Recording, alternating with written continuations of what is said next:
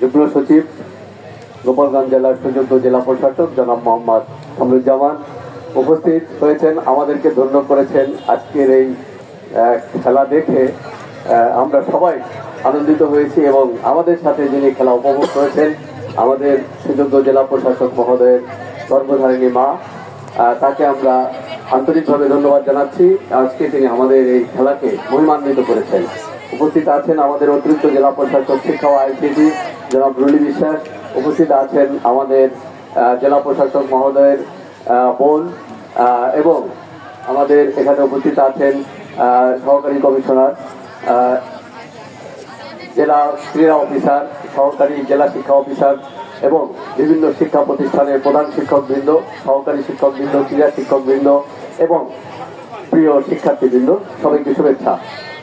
আমরা 2 দিন ধরে এই প্রতিযোগিতার অনুষ্ঠান চালাচ্ছি। গতকাল থেকে শুরু হয়েছে, বিভিন্ন ইভেন্ট আমাদের ছিল, সাঁতার, কাবাডি, ফুটবল, হ্যান্ডবল, এবং সবগুলো শেষে আমাদের আজকের এই ফুটবল প্রতিযোগিতার শেষ প্রতিযোগিতায় আমরা সত্যি সবাই উপভোগ করেছি এবং আনন্দিত হয়েছি। আমি বিশেষ করে ধন্যবাদ দিতে চাই আমাদের এই খেলা পরিচালনার সাথে যারা সম্পৃক্ত ছিলেন, সেই রেফারিবৃন্দ, আমাদের ক্রীড়া শিক্ষকবৃন্দ এবং আমাদের কর্মকর্তাবৃন্দ, সকলের ঐকান্তিক প্রচেষ্টায় আমাদের এই প্রতিযোগিতা জেলা পর্যায়ে নিরবচ্ছিন্ন এবং সুন্দরভাবে সমাপ্ত হয়েছে। কোথাও কোনো ধরনের বিঘ্ন ঘটে নাই। এই জন্য আমি সকলকে আন্তরিকভাবে ধন্যবাদ জানাচ্ছি।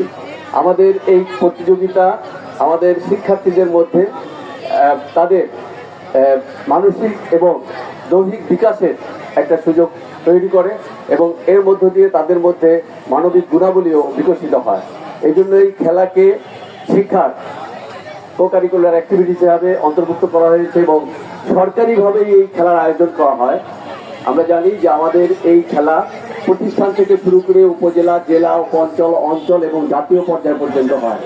যাই হোক, আমাদের এই শিক্ষার্থীরা তারা উপজেলায় শ্রেষ্ঠ হয়ে এসেছে এবং আমাদের এই জেলা পর্যায়ে এই খেলার মধ্য দিয়ে যারা বিজয়ী হয়েছে আমি তাদেরকে ধন্যবাদ জানাচ্ছি এবং আমরা প্রত্যাশা করছি যে আগামী 17 তারিখ থেকে উপঅঞ্চলের খেলা ঢাকায় শুরু হবে। সেখানে তারা তাদের নৈপুণ্য প্রদর্শন করে আমাদের গোপালগঞ্জ জেলাকে আরো গৌরবান্বিত করবে এবং আমরা সবাই তাদের দিকে তাকিয়ে